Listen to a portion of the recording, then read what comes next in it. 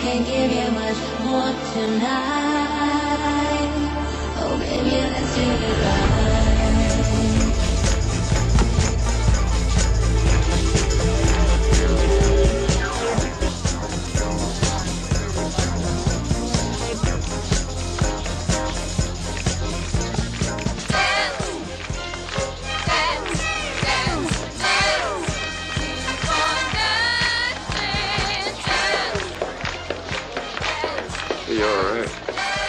You should give lessons.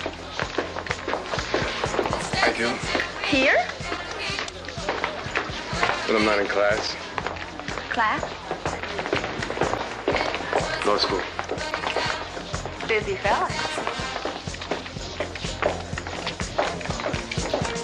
When do you play? I'm playing.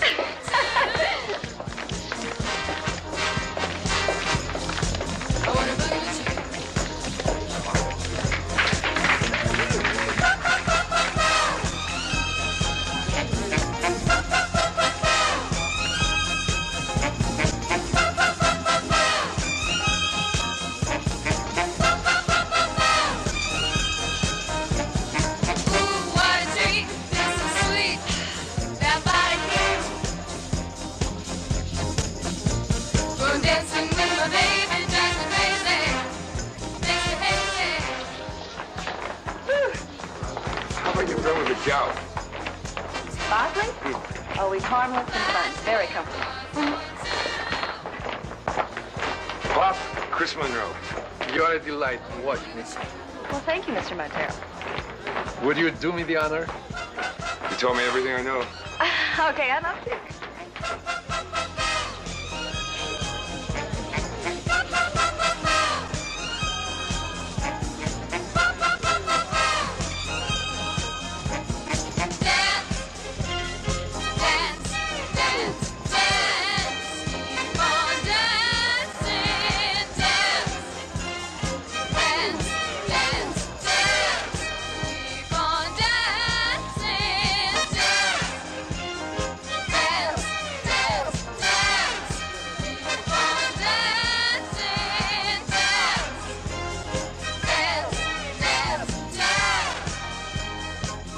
Now, never mind why I changed my mind about Harry. Just do as you're told. Give him the marquee. Sure.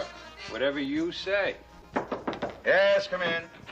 Miss Duncan would like to see you, Mr. Heston. She's with Disco. Disco? I told her Mr. Press was the one to see. Well... No. See you later, Lanny.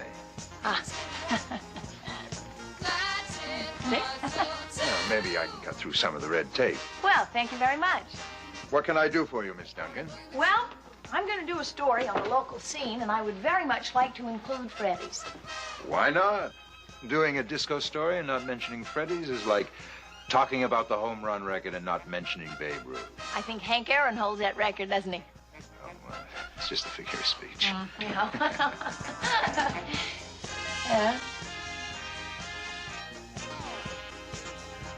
Excuse me, Fred. I didn't know you were busy. Excuse me, Miss Duncan, my wife, Marion. Oh, well, hello.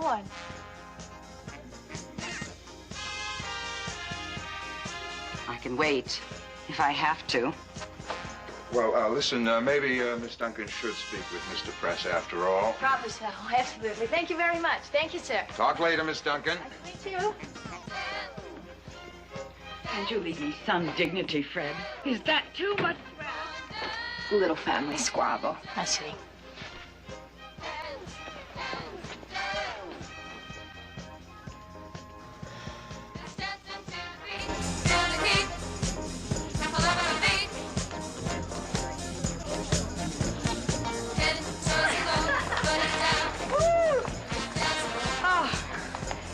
Let me get this straight. You teach disco dancing to senior citizens? Oh, it just gives me some extra money, that's all. You don't enjoy it? Enjoy? Those aged fools? I can't stand them. Always complaining or gossiping. That's all they have in their minds. No, those senior citizens, as you say, we'd all be better off without. All of them.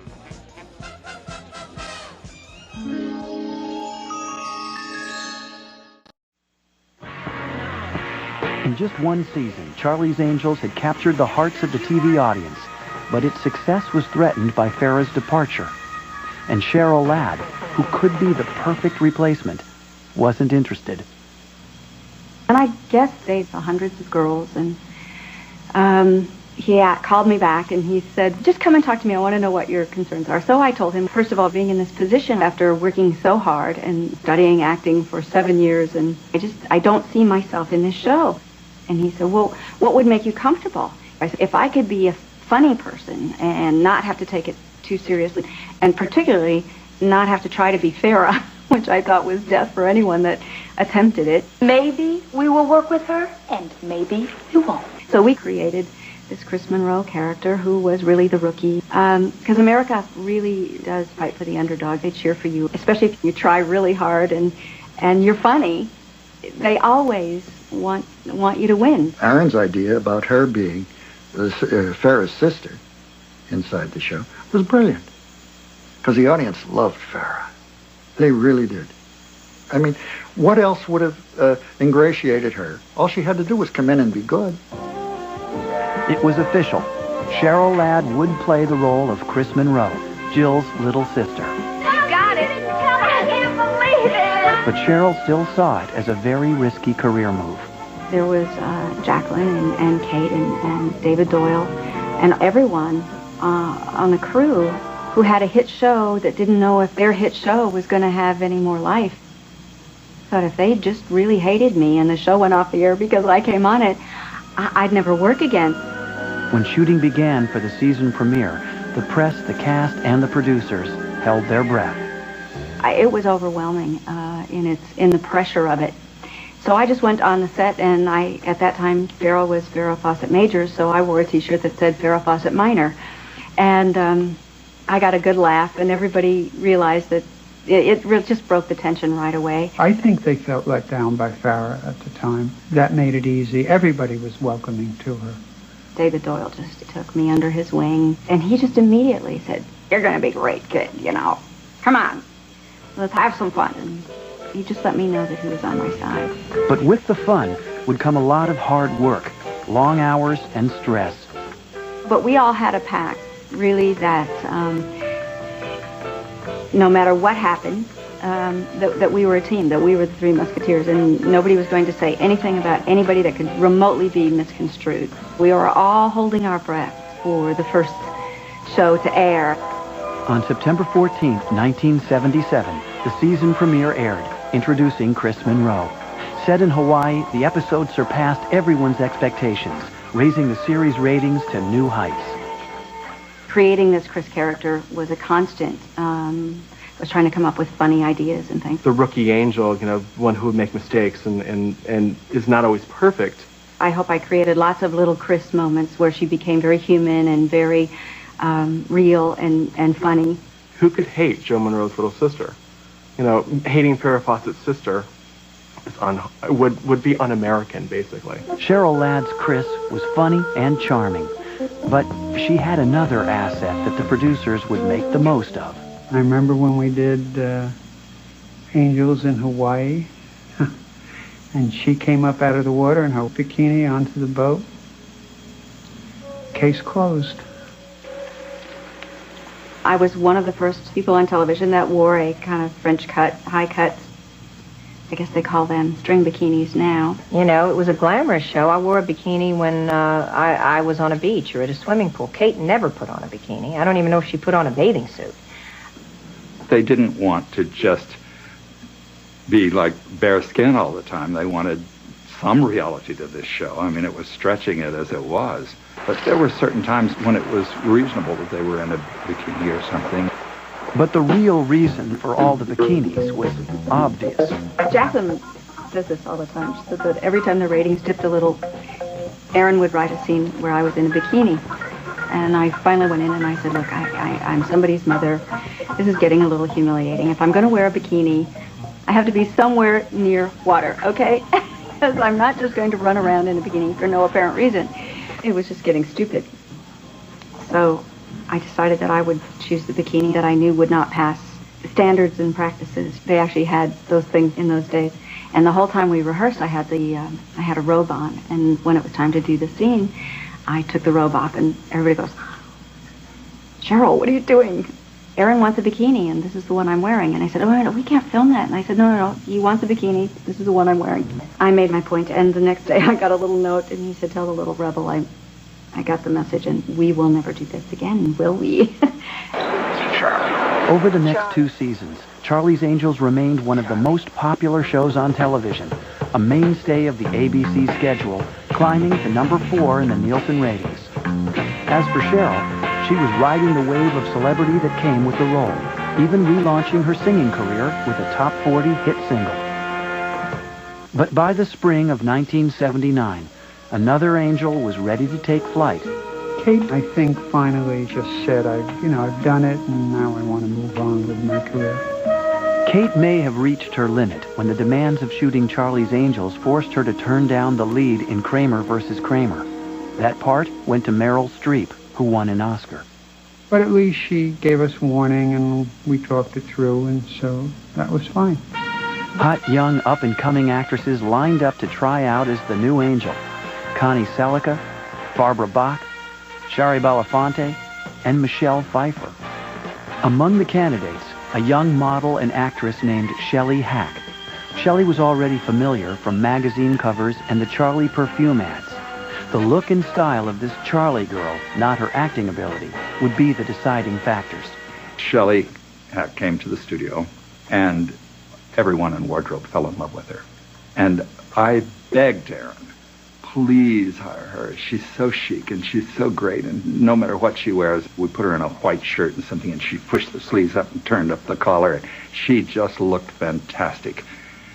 And we pleaded and begged, and Aaron finally decided, okay. So Shelley was in, and Charlie's Angels would go on. But how would the rest of the trio and the audience take to this new angel? You're watching Charlie's Angels, part of Blow Dry Week on Biography. From the Emmy-winning series Biography, he was the little prince of his family, but he wanted to be the queen. I always had shame attached to anything that was masculine. But being a drag wasn't all glam. It was truly the darkest period of my life. RuPaul as Blow Dry Week continues on Biography. Tomorrow at 8, 7 Central on A&E. By the fall of 1979, another new angel was trying to find her place in the cast. Shelley Hack's character, Tiffany Wells, came in with her own distinctive style. I remember when we chose Shelley Hack, we thought she gave us an Eastern Connecticut kind of breeding. Could be a little different. And she tried hard, and she was good. The show's producers also decided that the Angels' wardrobe should be updated to reflect the latest fashions. The glam look was in.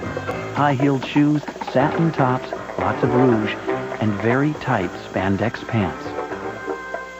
But even with a glamorous look and numerous wardrobe changes, the new angel was in for a rough flight. The critics complained that she couldn't act. I think they got a little overly confident that it would turn out all right. They didn't really hone who that character should be. They were not perhaps as diligent with it as they should have been. They didn't help her enough because she was just sort of someone that just was fitted into scripts already written, and they hadn't really focused on who Tiffany should be and what she should add to the group. I think that poor Shelley suffered from that, and that was a shame, but I certainly don't think it was all Shelley's fault. After only one season as Tiffany, Shelley Hack was out. It just didn't seem to be clicking. It's that magic didn't happen. Maybe we were wrong. Maybe we pulled the trigger too fast. Maybe it wasn't Shelley Hack, but we just thought we had to move on. It was yet another shock for the show's fans and for the Angels themselves. Well, we were really upset about it, Jacqueline and I both, about her going. And we let that be voiced, that we were losing viewers and that they needed to do something else. It was just a terrible time, and certainly not a good time for Shelley. To save their crime-fighting trio, the producers turned to an actress named Tanya Roberts. She was a former dance instructor and model who had been in a string of TV pilots, usually wearing a bikini. Tanya was just a wild card. And on every level. And she was absolutely the most gorgeous thing you had ever seen in a bathing suit. So she got to do a lot of the bikini stuff. I got to wear many fewer bikinis than when Tanya came, which was nice for me. She'd be a different kind of angel. Her character, Julie Rogers, was street smart, brassy, and of course, drop-dead gorgeous. Very sexy. Very sexy. Did I say very sexy? She was a hoot. I mean, she really was a hoot. She was, again, trying to find someone who could work as an angel, who you'd believe is an angel, but who was totally different than by now our legion of angels. And so she had this kind of free-spirited, one could say, quality to her. But in spite of her spirited and sexy performance, Tanya's career as an angel was short-lived. The Angels' 5th season would be their last. Everybody knew that the show was getting a little stale. And I think I had wrung about every good idea I could come up with for Chris Monroe out of myself at that point. It seemed like we were rehashing a lot of the old tricks, and I don't know. It was, you know when it's time. So actually, Jacqueline and I were ready for it to be over. We just thought it had run its course. We thought 5 years was enough. That was what we had contracted the original people for. I signed a contract for 5 years, and I was going to fulfill it. I, in all honesty, was ready to move on. After the 5 years, you want to do different things. Although it's always sad because you're a family for 5 years, and you really, bond with people you work with for that length of time and those hours, and that was hard. On June 24th, 1981, the final episode of Charlie's Angels aired on ABC. But the series would find a new life in syndication and in the hearts of a new generation of fans.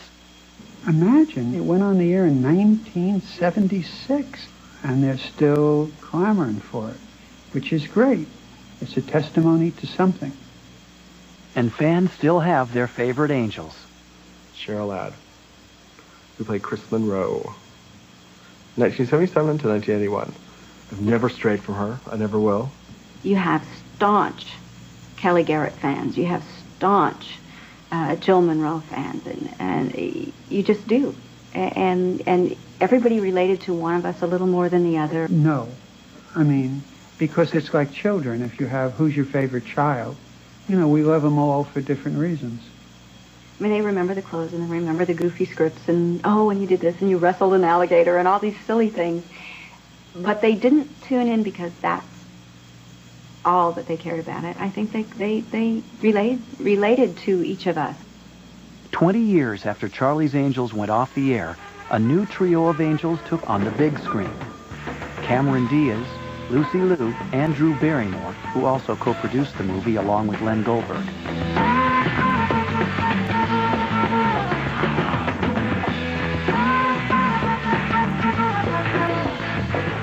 More than a nostalgia trip, they wanted their movie to be an update of the original, capturing the same spirit. The one thing that hasn't changed is the idea that these three girls love each other and get along with each other, and that they're friends.